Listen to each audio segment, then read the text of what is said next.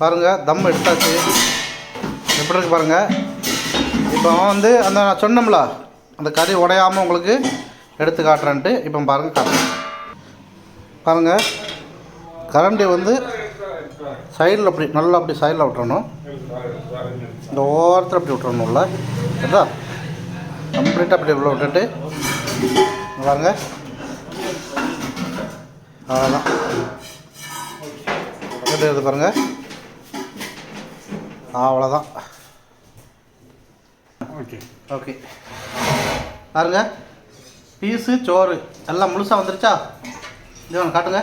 அந்த பாருங்க சரிதா. கறி பாருங்க ஒரு கறி கூட உடையலை சரிதா.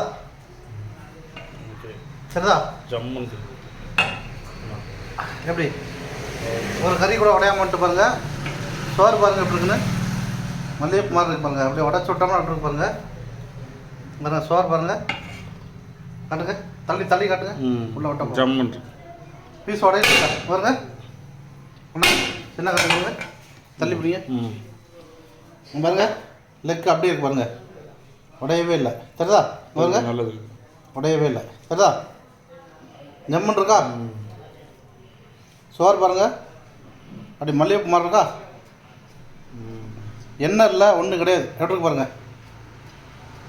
ஓகே ஓகே இதுதான் மெத்தடு. எடுக்கிற மெத்தடும் சரி வைக்கிற மெத்தடும் சரி வியாபாரத்துக்கு இப்படி செஞ்சிங்கன்னா பெஸ்ட்டாக இருக்கும்.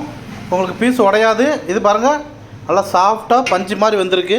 இப்போ கை பாருங்கள் பிச்சாலே இப்போ மிஞ்சிடும். அப்படி லோல் கொழுக்குன்னு இருக்குது. அப்படியே காப்பிட்டு சாஃப்டாக இருக்குது. அப்படி பாருங்க தெரியுதா. அப்படி மெத்த மாதிரி இருக்குது.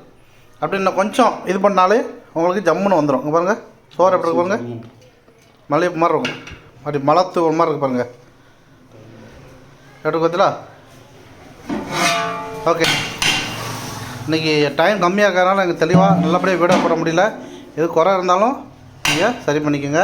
நான் தான் உங்களுக்கு அடுத்து அடுத்தடுத்து வீடியோ போடுறேன்.